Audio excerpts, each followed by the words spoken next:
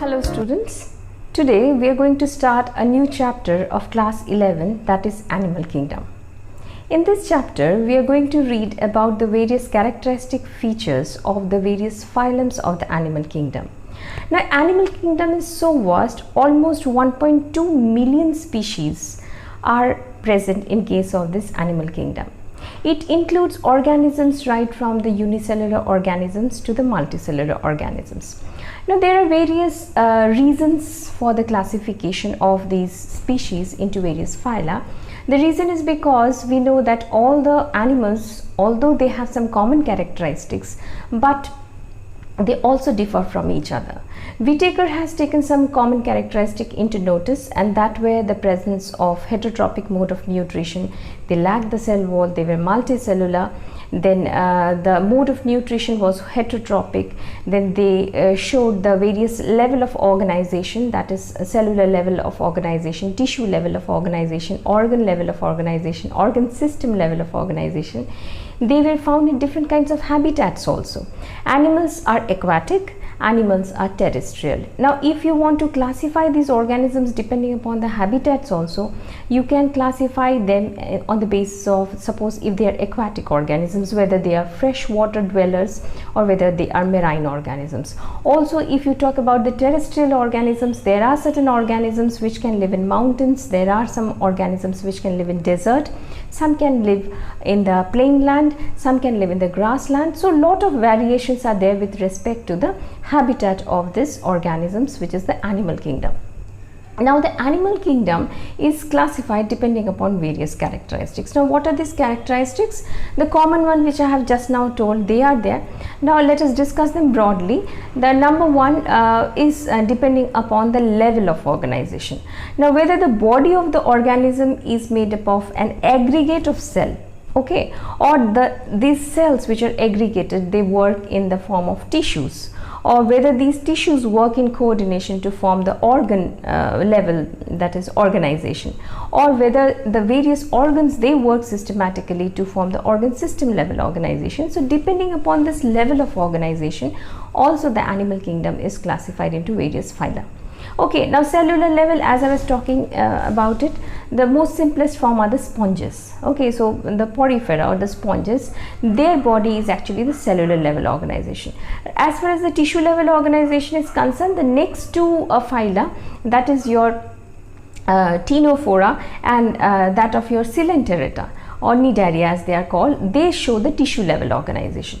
If you go to still more, that is your up to Platyhelminthes, they show the organ level organization.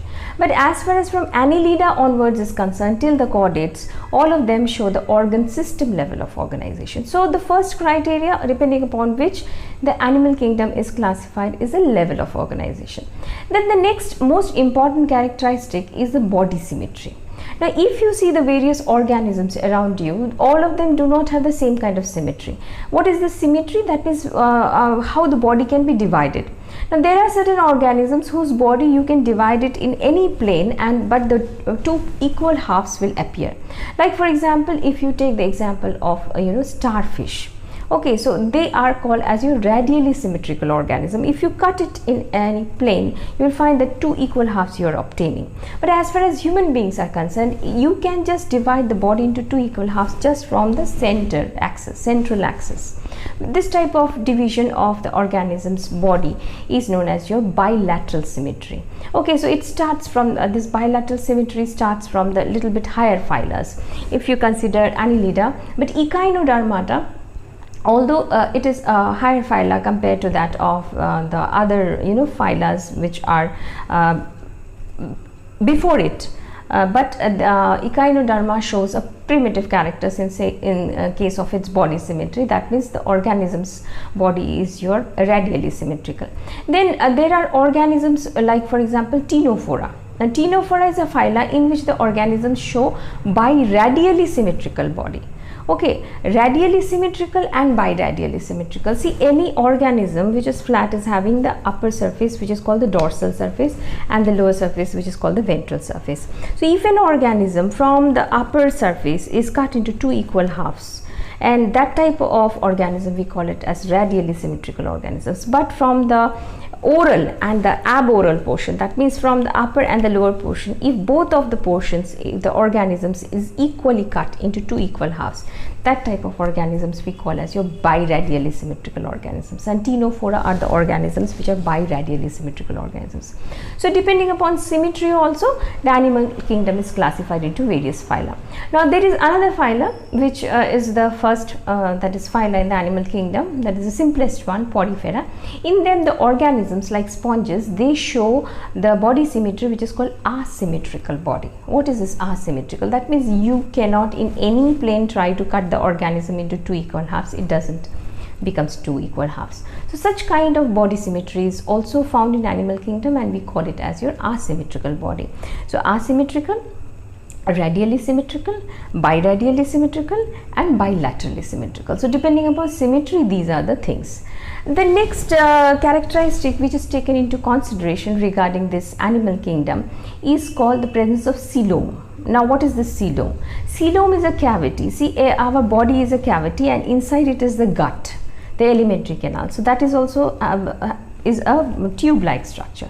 So there is a cavity between this alimentary canal and that of the body cavity, which is called as your coelom. Now those organisms in whom the coelom is present and it is lined on both the surfaces by that of the mesoderm, the three germinal layers are there actually when the embryonic development takes place in an organism. So if the middle layer, which is called the mesoderm, so mesoderm splits and there is a cavity produced and it is lined on both sides externally and internally by the help of the mesoderm, then we call that type of organisms to be truly coelomate organisms. We call them as eucoelomate or coelomate organisms. In some cases it is found that there are some pouches between this mesoderm, and these appear to be like that of coelom, but they are not true coelom. The reason is because they are not lined equally on both sides by mesoderm. That means externally and internally by mesoderm it is not lined, so we call them as your pseudo coelomate organisms. Okay, and there are organisms in which this coelom is not present, so we call them as your acoelomate organisms. So depending upon coelom also, that is the body cavity, the organisms can be classified into various phyla, that is acoelomate, coelomate, and pseudocoelomate. That means false coelom. There are pouches, but those are not truly lined on both sides by that of the mesoderm.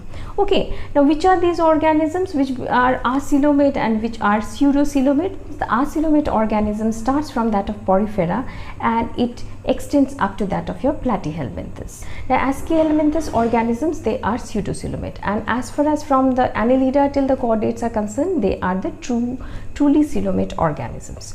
So this is depending upon that of your coelom, the animal kingdom classified into different phyla. The next thing which is very important again is the presence of the germinal layers. Now those organisms in which all the three germinal layers, outer ectoderm, middle mesoderm and inner endoderm are present, those organisms are called as your triploblastic organisms. Whereas in some cases the organisms bear only two layers, outer ectoderm and inner endoderm. There is no mesoderm, but in some case some aggregate of cells are there, but they do not form any kind of tissue level organization, so they are called as mesoglia. So in them, these organisms which have only these two that is your germinal layers, they are called as your diploblastic organisms. Okay, so depending upon the germinal layers, whether the organism is having two germinal layers or whether the organism is having the three germinal layers, the animal kingdom is further classified into that of your diploblastic or triploblastic organisms. Now which are these organisms which are diploblastic? These organisms include the phyla, that is your Coelenterata, and that of your Ctenophora. From that of Platyhelminthes, all the organisms are considered to be the triploblastic. That means they have the three germinal layers. The next important characteristics regarding the classification of the animal kingdom into different phyla is segmentation of the body. There are certain organisms in which the body is divided internally as well as externally into various segments. So the organs or the body of the organism is divided into segments. Now these segments, when it is internally as well as externally is coinciding with each other, we call those organisms to be metamerically segmented organisms, like we see in case of that of your Annelida. that each of this that is chunks of the body is metameres, and the body is known as your metamerically segmented or body. Now the next criteria which is taken into consideration for the classification of the animal kingdom into various phyla, that includes presence of notochord. Now notochord is a kind of solid cord which is developed dorsally in case of certain organisms in the embryonic stage, which is later on in some cases is replaced by that of the nerve cord, and it is surrounded by that of the vertebral column. So those organisms in whom the notochord is present in some stages of their life, either in the embryonic stage or in the later stage of their life, they will be called as your chordates, and those organisms which lack this notochord, they are known as your non-chordates. So notochord is also one of the important deciding factor to classify the animal kingdom into various phyla or into various groups.